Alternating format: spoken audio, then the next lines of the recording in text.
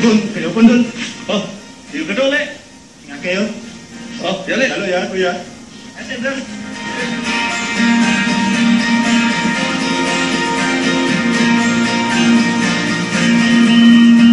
Ketika memasuki bulan Januari hingga Februari di wilayah Kabupaten Kendal, Jawa Tengah, atau tepatnya di Desa Tanjung Mojo, Kecamatan Kangkung, merupakan waktu yang tepat untuk panen buah sukun.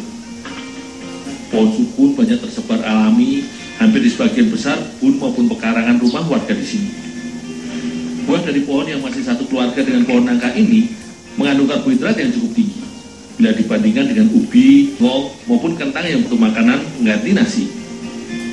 Tak heran bagi warga Kendal, buah sukun atau yang biasa disebut breadfruit oleh orang Eropa ini merupakan salah satu hasil kebun yang sering diolah menjadi beragam olahan makanan.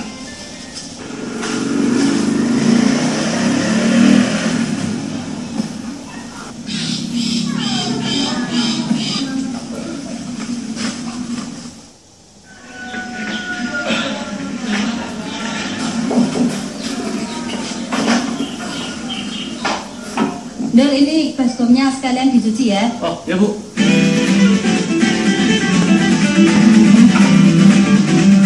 Untuk dijadikan bahan dasar olahan makanan, sukun dikupas, dibuang kulit luarnya, potong menjadi beberapa bagian agar mudah untuk direbus nanti.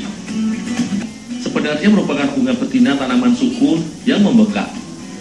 Bila diamati, buah sukun kapas struktur kulit yang hampir sama dengan buah nangka. Bentuknya yang bulat dengan tonjolan-tonjolan kecil menyerupai duri di seluruh permukaan kulitnya. Duri semu ini menentukan tingkat kematangan sukun yang durinya besar dan renggang.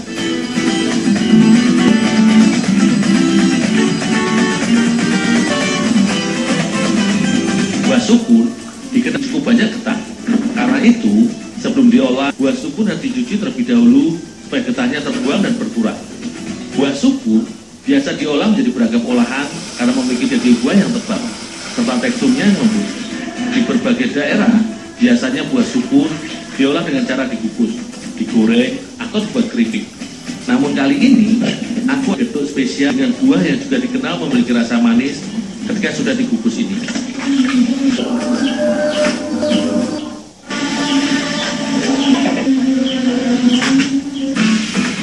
Lamanya proses pengukusan akan mempengaruhi tingkat kelunakan dari buah sukun. Selain itu, proses pengukusan akan tetap menjaga karakter rasa dari buah sukun bila dibandingkan diolah dengan cara direbus.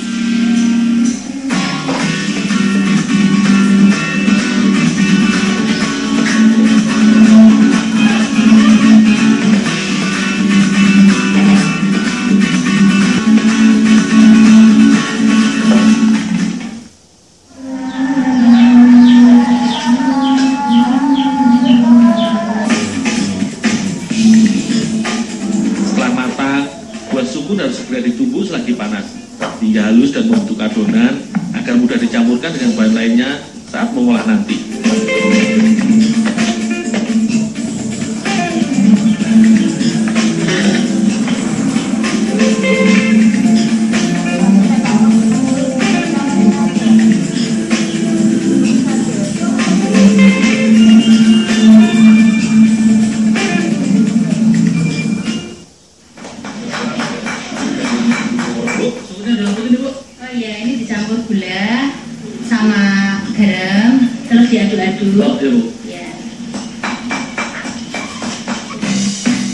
Proses pembuatan adonan geduk sukun sebenarnya hampir sama dengan pembuatan geduk berbahan singkong.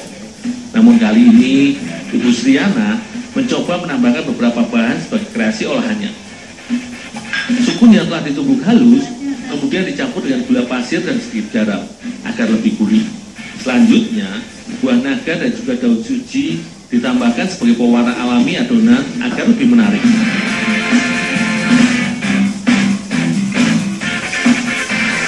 Proses pembuatan adonan geduk sukun kreasi Ibu Sriana ini dikenal dengan proses kering.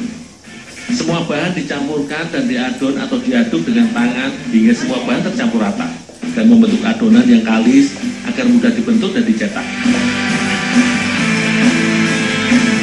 Selanjutnya, adonan dicetak dan dipadatkan di dalam loyang hingga merata. Bila pada proses pembuatan geduk, adonan sukun yang sudah dicetak umumnya langsung dikukus. Namun kali ini sedikit berbeda dengan gedung sukun yang aku buat bersama Ibu Saryana, karena kami akan membuat gedung pelangi goreng crispy. Bel, ini terusin ya. Oh ya Bu.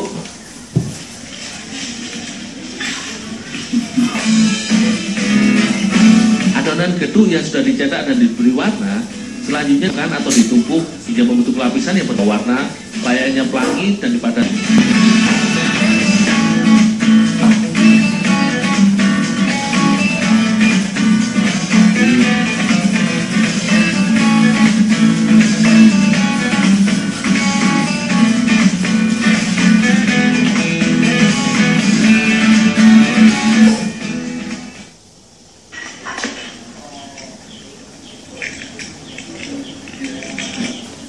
Proses selanjutnya, Ibu Saryana menyiapkan adonan pelapisnya atau kulit crispy yang renyah.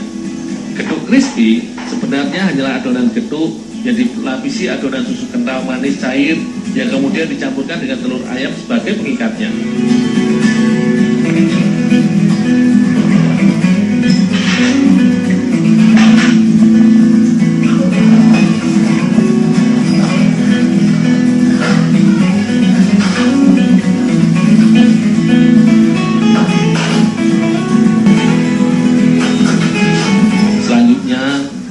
Gedung dipotong-potong sesuai ukuran yang diinginkan, kemudian dibalurkan ke dalam adonan telur dan susu.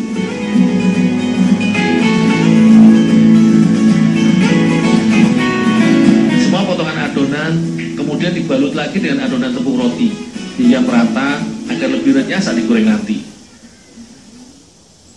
Sudah sebenarnya Bu? Ya sudah siap. Ya. Ibu Saryana adalah salah satu pengrajin kue serta jajanan tradisional di kampungnya. Gedung sukun goreng crispy ini salah satu inovasi resep yang masih baru untuk menambah daftar menu kue olahannya. Sebagai tahap akhir dalam proses pembuatan gedung sukun ini adalah tahap pematangan dengan cara digoreng hingga adonan matang dan kering.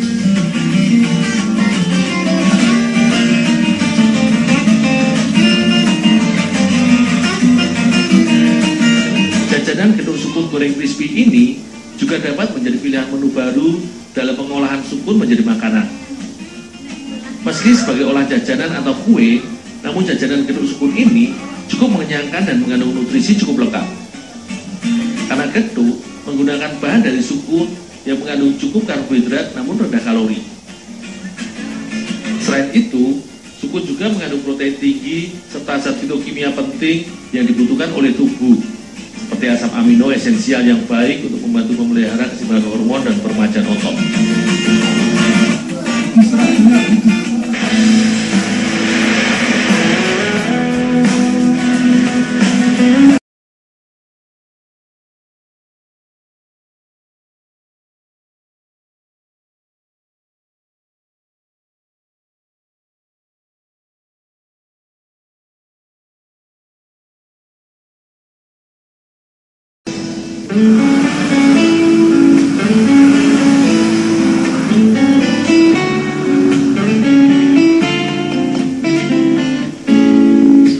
Siapa yang tak kenal dengan buah durian? Buah dengan aroma serta sensasi rasanya yang khas ini cukup digemari oleh sebagian orang, terlebih ketika sedang musim berbuah, seperti akan selalu diburu para penggemarnya. Di Kabupaten Blora ada salah satu olahan cemilan kue yang terbuat dari buah yang memiliki banyak duri pada kulitnya ini. Kali ini, aku membantu Mbak Sarti untuk memisahkan daging durian dari bijinya. Mbak Sarti merupakan penjual sekaligus pemasok daging buah durian bagi beberapa pengusaha kue tradisional di wilayah Blora. Buah durian yang sudah dipisahkan dari bijinya ini nantinya akan diolah menjadi kue tradisional yang dikenal dengan nama gendu durian.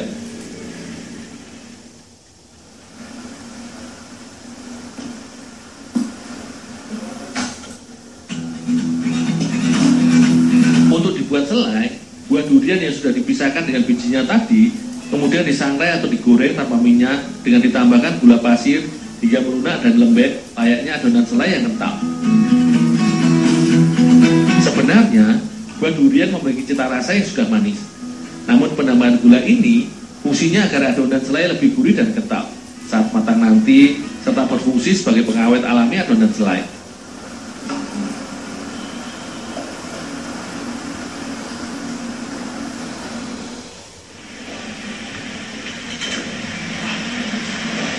Sementara aku menyiapkan selai durian, Ibu Ervina membuat adonan kue utamanya.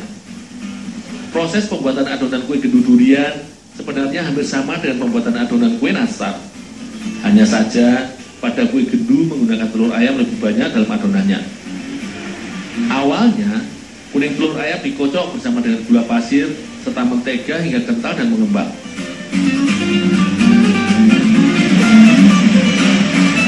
Setelah mengembang, agar adonan lebih padat, tak lupa tepung terigu pun ditambahkan ke dalam adonan. Semua bahan ini kemudian dikocok atau diaduk hingga tercampur merata dan membentuk adonan yang kalis atau mudah dibentuk.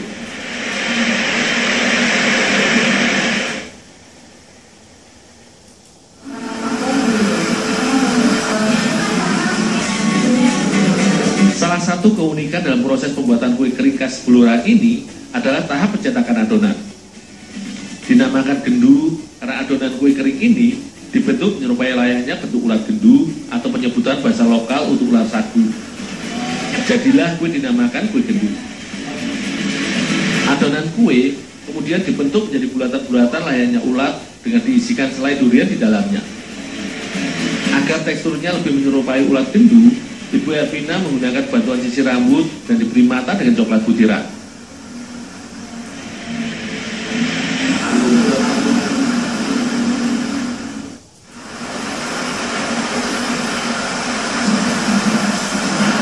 Salah satu kunci dalam proses pembuatan kue gendu durian ini adalah proses pemanggangan.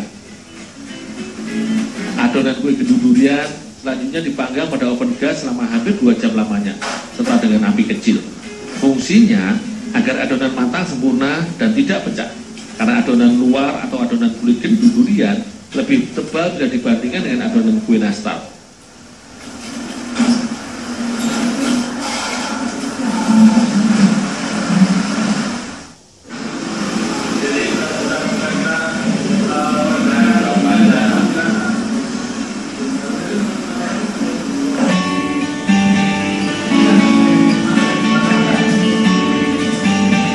Kue gendu durian merupakan salah satu jajanan kue kering tradisional khas Kabupaten Blora yang masih bertahan di antara kue-kue jajanan modern.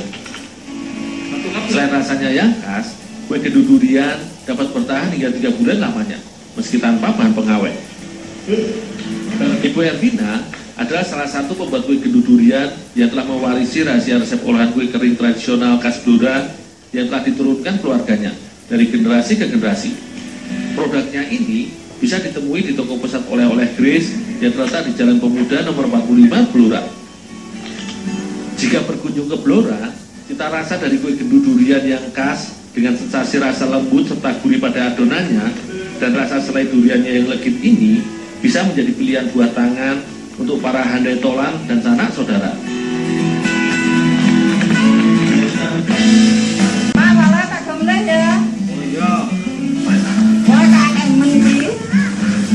Setiap daerah memiliki kekhasan olahan berdasarkan bahan yang tersedia di alam atau ditanam di lingkungan sekitar.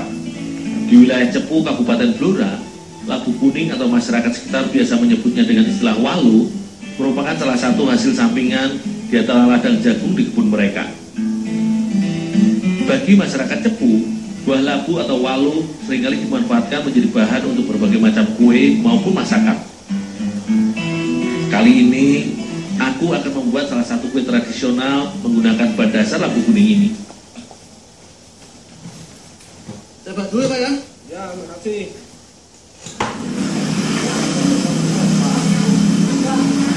Di Jalan Giati nomor 5 Desa Ngelo Cepu terdapat sebuah produksi milik Ibu Yayu yang mengolah beragam jajanan atau kue menggunakan walu atau labu kuning sebagai bahan dasar olahannya. Sebelum diolah, labu hasil panen tadi dibersihkan dulu dari kulitnya. Kemudian daging buah dipotong dan dicuci bersih dari sisa getah yang menempel pada kulit luarnya.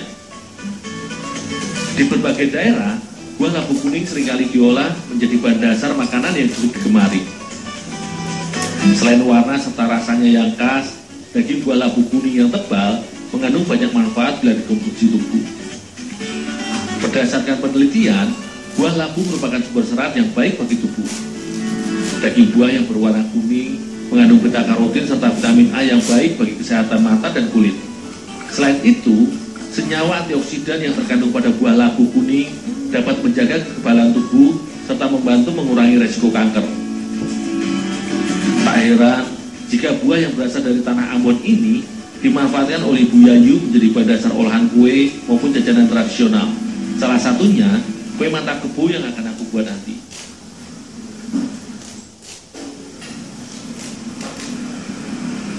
Untuk diolah menjadi kue, buah labu kuning harus dikukus terlebih dahulu sekitar 40 menit agar daging buah menjadi lunak, sehingga mudah untuk diolah. Selain itu, agar kandungan nutrisi labu juga tetap terjaga.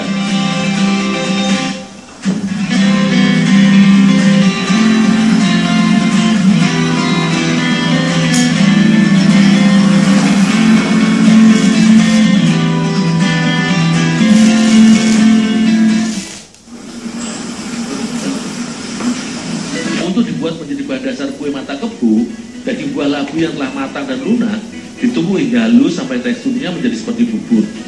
Fungsinya supaya labu mudah untuk dicampurkan dengan bahan lainnya. Sementara aku menyiapkan adonan, Ibu Yayu menyiapkan pisang raja untuk dijadikan isian. Kue mata kebo sebenarnya merupakan jenis jajanan basah yang terbuat dari singkong, kemudian dengan isian pisang di tengahnya. Namun kali ini Bu Yayu menggunakan perpaduan adonan dari buah labu dan ditambahkan sedikit singkong yang telah dihaluskan sebagai bahan pengikatnya.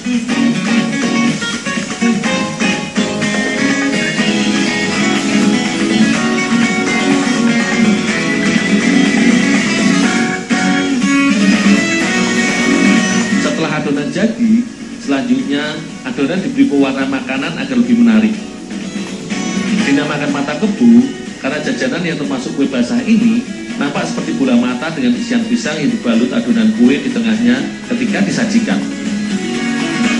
Tahap selanjutnya, pisang raja kemudian dibalut adonan labu dan dibungkus dengan daun pisang untuk dikukus nantinya.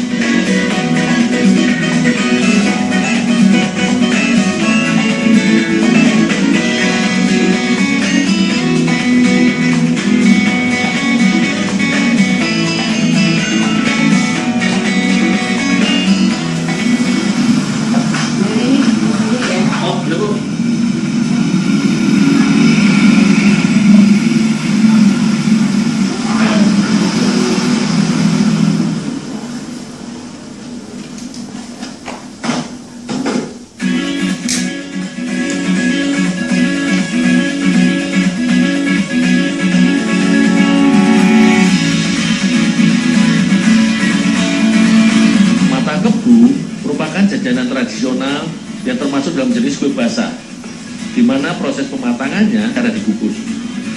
Olahan mata kebo rumah produksi yang memiliki merek dagang Rendra Jaya ini biasa dibuat Ibu Yayu hanya berdasarkan pesanan.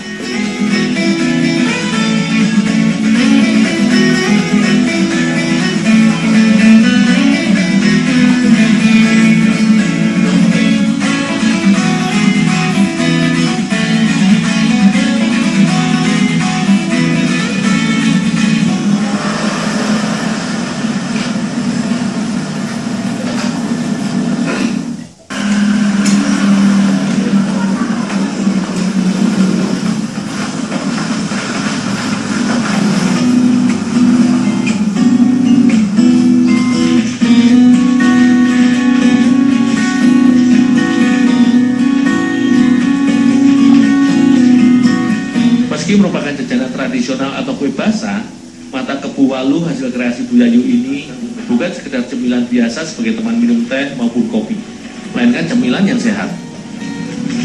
Komposisi bahan utama adonan yang menggunakan labu kuning selain mengandung cukup banyak serat serta beta-karotin yang terlihat dari warnanya, juga mengandung zat seperti kalium, kalsium, magnesium, vitamin A, B dan C, fosfor dan zat besi yang baik dan dikonsumsi oleh tubuh.